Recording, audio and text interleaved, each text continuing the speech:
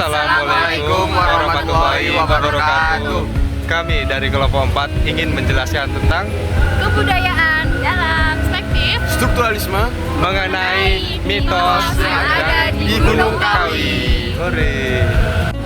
Yang pertama adalah dalam perspektif strukturalisme sendiri, kebudayaan dapat dipahami sebagai struktur yang mendasari berbagai fenomena manusia. Strukturalisme berfokus kepada mencari struktur terdalam dari realistis yang tampak, kacau, dan beraneka ragam di permukaan.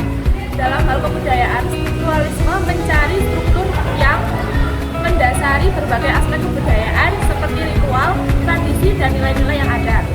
Strukturalisme sendiri melihat kebudayaan sebagai sistem yang terorganisasi dan terpola dengan unsur-unsur yang dikombinasikan untuk menjelaskan fenomena kebudayaan. Misalnya, dalam mitos, strukturalisme akan mencari struktur yang mendasari bagaimana mitos tersebut dibuat dan bagaimana unsur-unsur dalam mitos tersebut berinteraksi untuk menjelaskan makna dan fungsi mitos tersebut. Dalam perspektif strukturalisme, kebudayaan tidak hanya terdiri dari unsur-unsur yang tampak, seperti ritual dan tradisi, tetapi juga terdiri dari dari struktur yang mendasari dan mengatur bagaimana unsur-unsur tersebut berinteraksi. Strukturalisme juga berpendapat bahwa kebudayaan harus dipahami melalui hubungan dengan sistem yang lebih luas, seperti budaya abstrak yang mengatur bagaimana unsur-unsur kebudayaan tersebut berinteraksi dan berfungsi.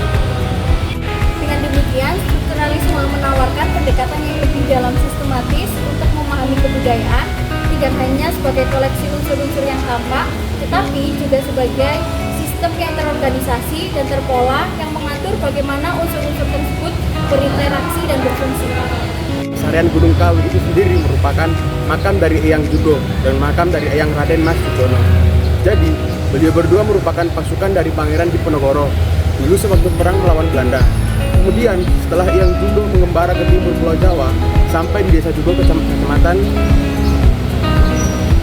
sampai ke Kabupaten Blitar, yang juga membuat padepokan. Jadi beliau menetap di sana, kemudian membuat padepokan juga. Kemudian yang juga menjadi tokoh yang disegani selama di desa Jugo ini, karena dia bisa pada waktu itu desa tersebut terkena wabah penyakit.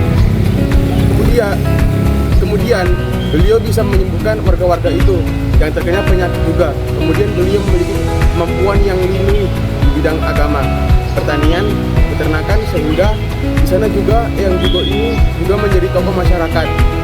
Kemudian yang Jugo ini berpesan, jadi yang Jugo dan Eyang Raden Mas Sujono berjuang bareng di bawah pasukan Diponegoro. Jadi setelah yang Jugo mengembara ke arah timur Pulau Jawa, kemudian yang Raden Mas Sujono juga menyusul mengembara ke arah timur Pulau Jawa dan bertemu dengan Mbah Jugo. Setelah beliau bertemu dengan Mbah Jugo, beliau diangkat sebagai murid kesayangan sekaligus anak angkatnya. Jadi, kemudian Mbah Jugo ini berpesan ketika beliau wafat nanti, beliau ini minta dimakamkan di lereng Gunung Kawi. Kemudian diutuslah Mas Raden Sujono untuk babat alas atau membuka lahan di tempat yang saat ini dinamakan dengan Pesarian Gunung Kawi. Eyang Jugo ini nama aslinya adalah Raden Mas Suryo Kusumo atau bisa disebut dengan Mas Raden Krama Girejo. Beliau ini keturunan dari Keraton Kartosuro. Kalau Eyang Raden Mas Sujono ini adalah bangsawan keturunan dari Keraton Yogyakarta. Kemudian Eyang Jugo ini nama aslinya yaitu Eyang Jugo yang merupakan di mana Pangeran Diponegoro ini waktu itu ditangkap oleh Belanda. Eyang Jugo ini akan mengembara ke arah timur, yang kemudian di situ beliau mengubah namanya menjadi Sajugo atau lebih dikenal dengan nama Jugo. Dan nama desa yang beliau singgahi menjadi nama desa Jugo yang tadi dan sampai saat ini juga sebagai desanya. Jadi kemudian Eyang Raden Mas Sujono wafat pada hari Minggu, Minggu Legi, malam Senin Pahing dengan 1 Selo atau tahun 1799 atau tanggal 22 Januari 1871 yang saat ini kita peringati sebagai hari kematiannya.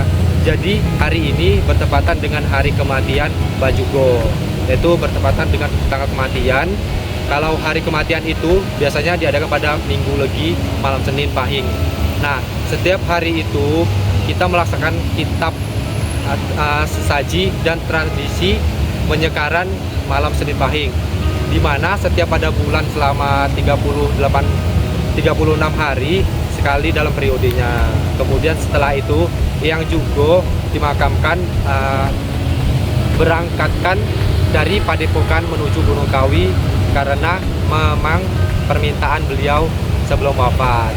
Jadi diberangkatkanlah dari Desa Jugo menuju Gunung Kawi dan sampai saat ini pada hari Rabu malam. Nah, kemudian dimakamkan juga pada hari Kamis pagi bertepatan dengan Kamis Kliwon atau malam Jumat Pahing. Makanya setiap Minggu pagi itu malam Senin Pahing dan Kamis Kliwon malam Jumat Legi di pesarian Gunung Kawi ini selalu ramai oleh pengunjung karena memang ada hari-hari penting yang kita peringati pada hari-hari tersebut. Kemudian setelah Eyang juga wafat, Eyang Raden Mas Sujono ini merawat makam gurunya dan kemudian beliau menetap di Gunung Kawi dan mendirikan padepokan yang saat ini berjarak kurang lebih 300 meter dari pesarian Gunung Kawi.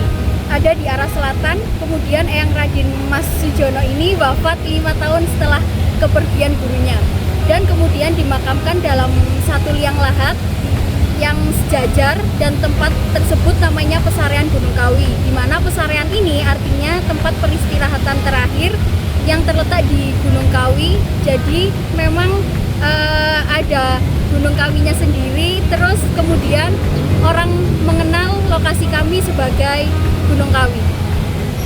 Selanjutnya berdasarkan mitos dan kepercayaan. Di Gunung Kawi berkembang berbagai mitos, termasuk tentang pesugihan dan pohon Dewan Daru. Pohon ini dianggap membawa keberuntungan bagi yang kejatuhan daun atau buahnya.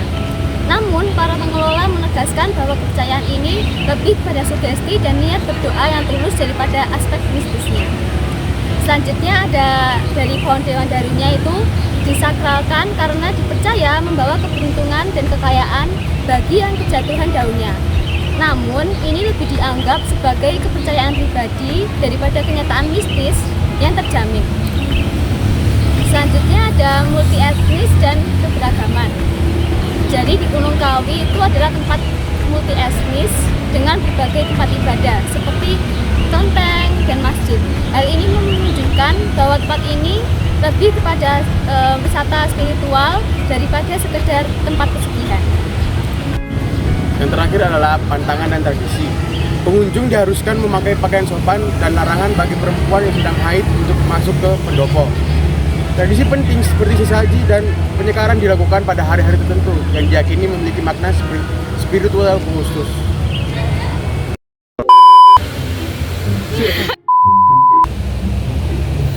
Ayo. Padepokan yang sampai